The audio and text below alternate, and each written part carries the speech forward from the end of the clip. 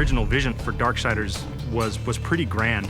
And we weren't able to execute on that fully in Darksiders 1, but Darksiders 2, a lot of the stuff we really wanted to have in there, like loot, like skill trees, leveling up, a big world that you could explore at your leisure, getting new abilities that allow you to then see more of that world. We get to do a lot of that in Darksiders 2, and we're really excited about it.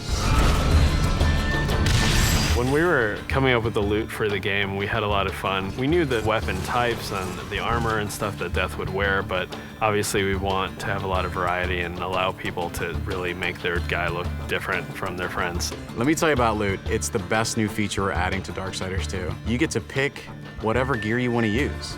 Do you want to use a heavy axe? Do you want to use a faster set of claws?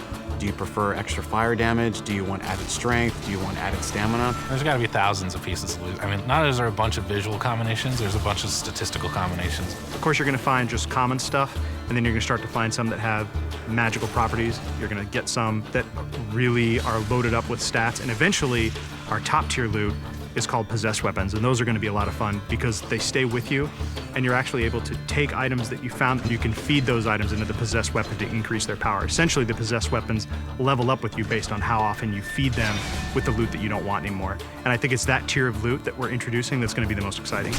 In Darksiders 2, we've got a skill tree. There are two major sides. You've got the Necromancer side and the Harbinger side. The Harbinger is more warrior-based, melee, in-your-face, hand-to-hand combat, weapon-based combat. Necromancer is your spellcaster.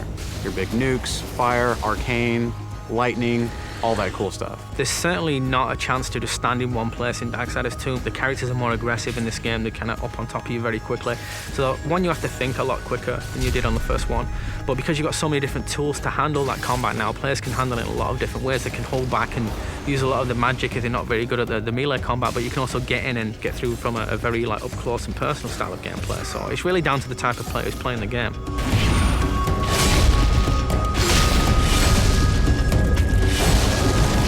It's absolutely worth playing the game for the second time. We hold back some of our really high-end, powerful loot items for the second read-through. There are quests that are going to force you to explore the world into nooks and crannies you didn't even know existed, and to go down through some pretty serious content. And some are funny, some are serious, but there's a lot to see. It sort of harkens back to the elements that were special in old school games. That's what we really wanted to pack into Darksiders 2. We want people to sense our passion. It's a game made for gamers by gamers.